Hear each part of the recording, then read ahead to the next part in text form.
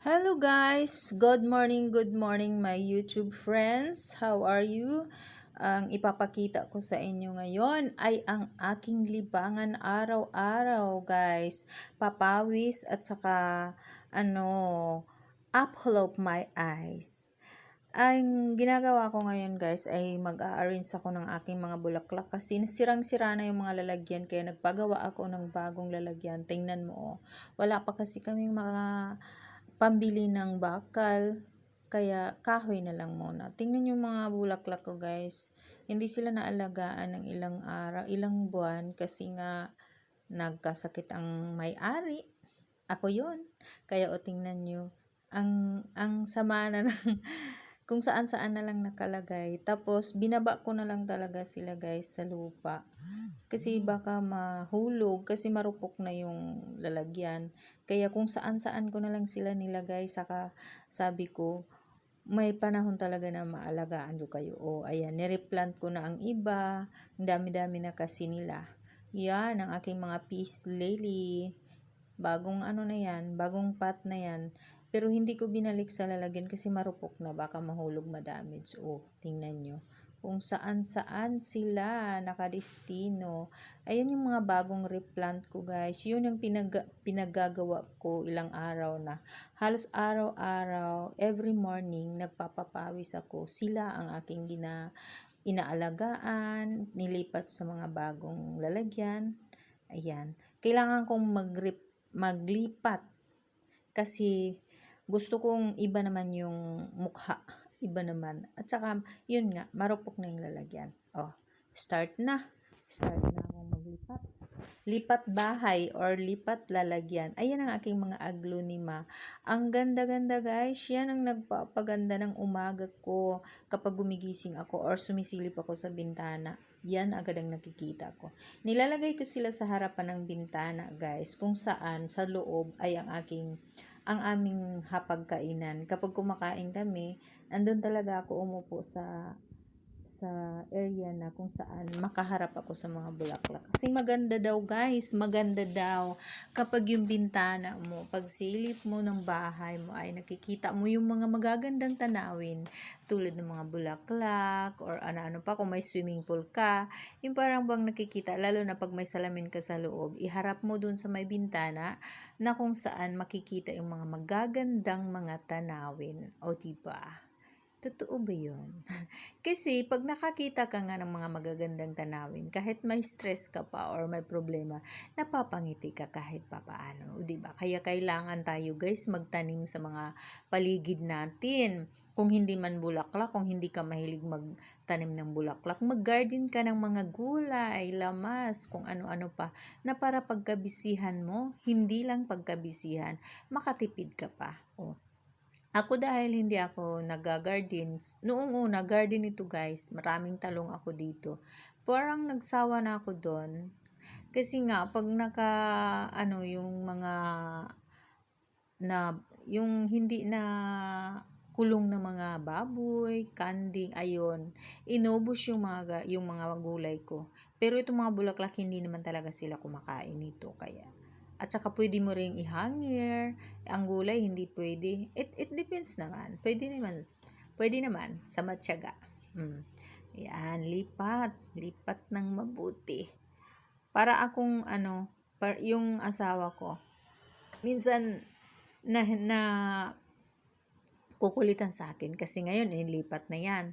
Pagdaan niya ng mga 2 months, ililipat na naman yan. Yan ang gawain ng mga plantita. Kasi pag nanonood sila ng kanilang mga bulaklak or ako, sabi ko ay maganda yata ililipat ito doon. Oy, plano pa lang yan pero gagawin ko talaga yan. Umagang umaga pa to. Kapag umaga yan ang ginagawa ko matapos kaming mag-walking. Pagbalik ko, sa bulaklak na naman ako nakatuon. Yan. Yung asawa ko naman, andun sa kanyang mga manok. Tapos na akong magpakain ng aking alagang baboy, kaya ito na naman. Araw-araw to guys, ginagawa ko para pagpawisan ako kasi mula nang magkasakit-sakit tapos parang wala nang pawis at saka parang nabobored na talaga ako. Sabi ko, kung yung katawan ko na lang talaga ang masusunod, ayaw na talaga niyang tumayo. Ayoko. Kailangan maggawa ako. Moving on. Parang pawis-pawis. Araw-araw ganito ang ginagawa ko. Kung hindi ako ayos ng mga bulaklak, naglilinis naman. Ayan yung manok guys. Tinula. Mamaya na yan. Pagka nagutom. Sige, huwag kayong mag-alala guys kasi hindi pa naman ako pagod sa pagsasalita. Guys, magtanim kayo ng mga bulaklak dyan. Kumusta naman kayo? Sana mapanood ninyo lahat ito. Magsha-shoutout ako sa aking mga friends, ang mga friends sa YouTube, si Sis Ems Velarde, at saka sila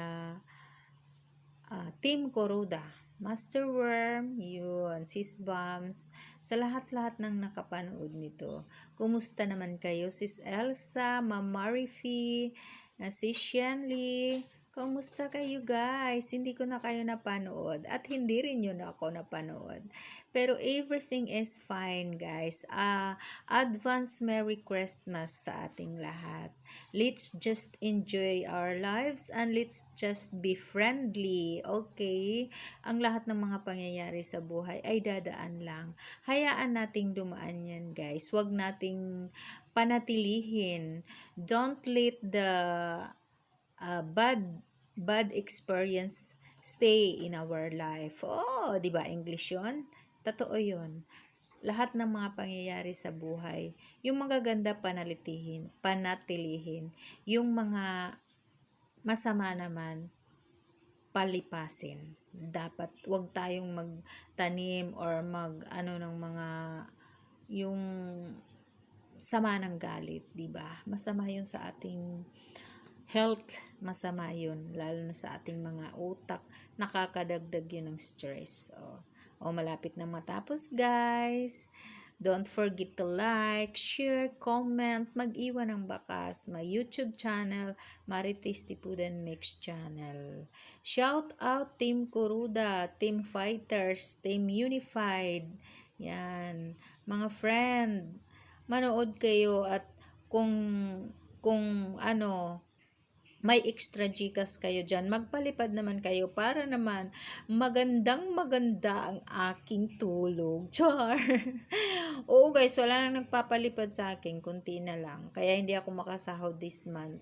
Pero it's okay. Ang importante naman ay nag-enjoy tayo sa ating mga ginagawa at enjoy tayo sa ating buhay. Dugi, ang aking Dugi, gusto sana niyang tumulong pero hindi niya alam kahit tinitingnan niya yung camera. Mahilig yan sa camera, Hindi ko yan aso, guys. Bisita namin pero ayaw nang umalis. Tingnan mo. Nananalamin pa yan. Matagal pa ba yan matapos? Ay nako, guys. Sayang kasi pag i-delete ko siya. Kasi yan sa isa sa mga video na kinalulukuhan ko noon, yung mga bulaklak, halos lahat pinanonood ko. Pero ngayon may sarili na akong halaman, may sarili na akong bulaklak, at kailangan ko talaga sila guys alagaan. Ayaw ko madamit sila guys kasi kung saan-saan ko yan hiningi noon. Tapos ngayon, hindi ko hahayaang mawala sila na nabubuhay na. Ayan ang aking photos. Ang ganda. Diba? Maganda sa paningin. Mag-comment kayo kung nagandahan kayo, guys. Yung iba dyan, mga bagong lipat kasi nga ilang buwan akong hindi nakapag-alaga sa kanila. Ngayon, sana tuloy-tuloy na ang recovery ko, Lord. Pagdasal nyo ko, guys. Ayan yung mga rare plant. Guys, pagdasal nyo ko na sana tuluyan ng gumaling ang aking mga karamdaman.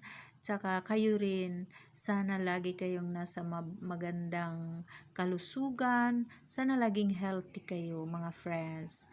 Lahat kayo, Sis M, Sis Elsa, sila Siksiku, sila Sis Jovis, lahat-lahat, Master Worm, Sir Michael, Sis Ana Coruda, Sis Bams, sino pa yung iba? Stephen Vlog. Thank you so much for watching. Sa lahat-lahat ng aking mga friends dyan.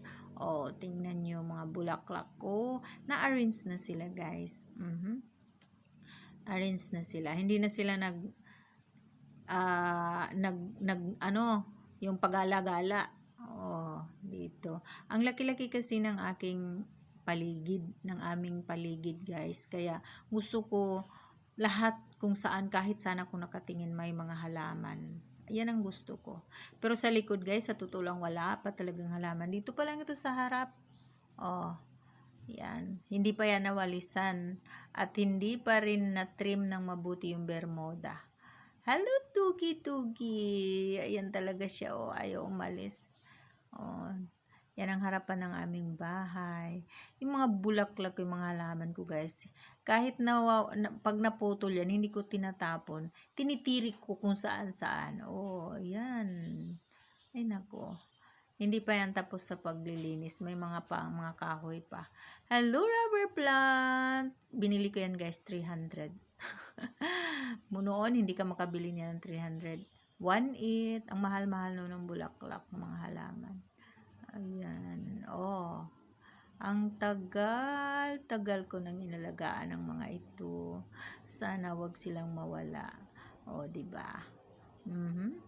Yan. Super ganda. Prince Orange. Wow. Ang aking photos. Kung saan-saan nakadestino.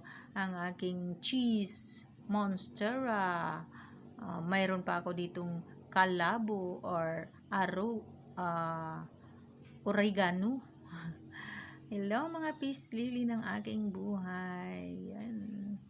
Oh, malapit na itong mag-end, guys. Sana pinanood nyo ng tinapos nyo ba? Yon. Sana tinapos nyo, guys. Thank you so much, guys, for watching.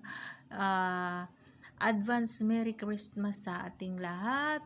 Sana pagpalain tayo sa lahat ng ating mga ginagawa ni Lord. At sana laging nasa mabuting pangangatawan tayo, guys. At wag sana tayong makalimot sa pag-pray.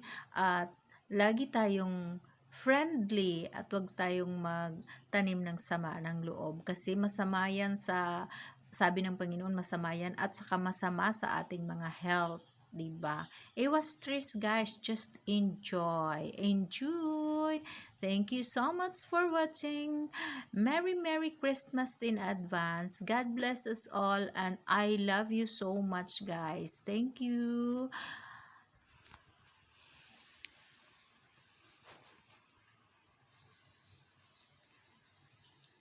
Ay, ano yun? Hindi pa pala tapos? Akala ko tapos na. My God! Ano ba yan? Hindi pa pala umabot ng ano. Ay! Ano yun? Ay! Ang ganda. Ang cute. Oh, cute nila. Syngonium ba yun? Oh, may rare plant pa. Ang haba pala nito. Oh, andito pa pala ako sa aming harapan. Oh, may aloe vera pa ako dito, guys, na sobrang love na love ko. Aloe vera snake plants. Thank you.